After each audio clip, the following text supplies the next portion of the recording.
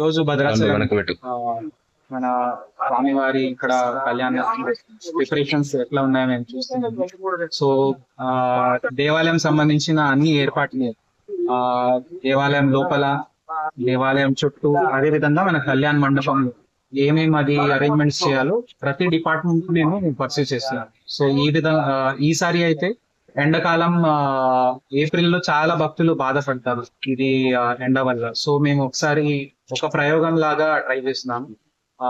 Outdoor లో మన Mist fogging కొన్ని ఉంటాయి, ఇరిగేషన్ జనరలీ పాలీ హౌసెస్ లో వాడతారు. సో అట్లాంటివి ఒక ప్రయత్నం చేస్తున్నాము. సో భక్తులందరికీ నా విజ్ఞప్తి ఏముందంటే, చాలా ఎక్కువ ఎండ ఉంది, భద్రాచలం పోయి ఏం చెప్తాం అట్లా అనుకోవద్దు. మీకోసం ఏర్పాట్లు మేము చేస్తున్నాము, తప్పకుండా మీరు వచ్చేయండి, భారీ ఎత్తున మీరు పార్టిసిపేట్ అవ్వండి.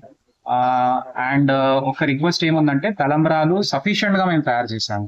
సో అది లోపల ఉన్న మండపంలోనే ఉన్నది, మీరు అక్షతలు తీసుకోవాలి అట్లా ప్రయత్నాలు చేయకండి. దానివల్ల ఇష్యూస్ క్రియేట్ అవుతాయి, స్టాంపీడ్ అయ్యే అవకాశం రాకుండా మేము ప్రయత్నాలు చేస్తాం. కానీ మీకు అందరికి సఫిషియెంట్ గా కౌంటర్స్ ద్వారా లడ్డు తర్వాత తలంబరాలు ఏర్పాటు మేము చేసాము. సో స్టే అకామిడేషన్ ది కూడా మంచి ఏర్పాట్లు మన దగ్గర ఉన్నాయి. మన గోదావరి ఒడ్డు పైన మేము క్యాంప్ సైట్ కూడా తయారు చేశాము, అతి తక్కువ ధరలో అది రెడీగా ఉంది.